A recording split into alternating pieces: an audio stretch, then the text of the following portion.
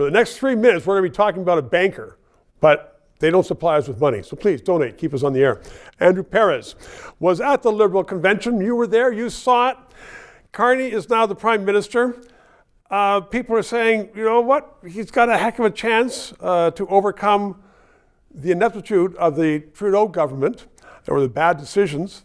And others say, well, you know, he's not a businessman. He was a banker, a bureaucratic banker, the head of the bureaucratic Bank of Canada, Bank of England. He doesn't know anything about the steel industry or about the resource industry. How do you counter that? Well, I would say one of our most successful Liberal prime ministers in Canadian history was a public servant, Lester B. Pearson.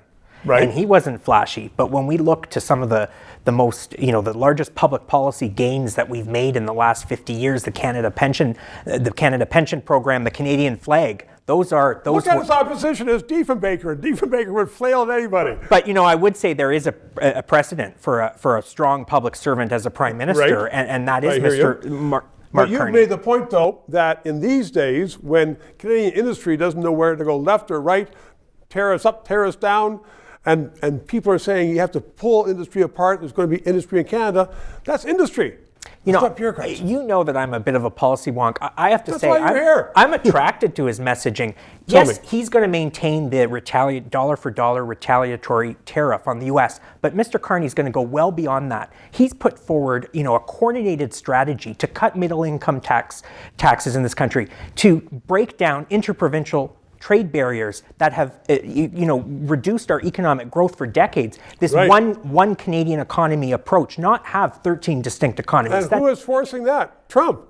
Sure, but it's been the case for decades, diversifying our trading relationships across Asia, across Europe. And he's talking about changing the fiscal framework in this country to have an operating budget and a capital budget. To balance the operating budget in 3 years, that's going to be aggressive, that's going to be tough to do, and actually use the capital budget as a way to invest strategically in green technology, in port, rail, transit infrastructure.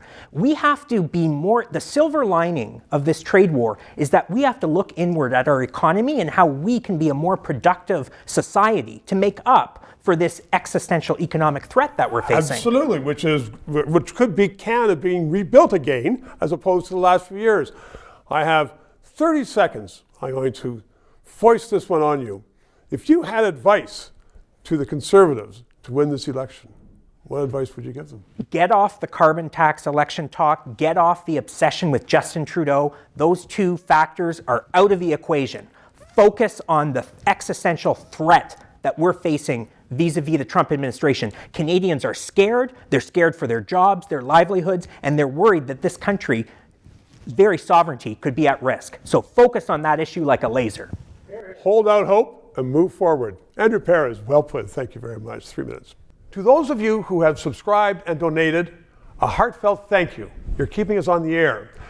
If you're watching and you haven't, please try to do so, because 4 years ago, we started this show because there needed to be independent analysis. Now more than ever, with the Online Harms Act, once that gets into law, it's been passed once by the House, there are going to be hundreds of bureaucrats censoring the news in Canada, censoring this show.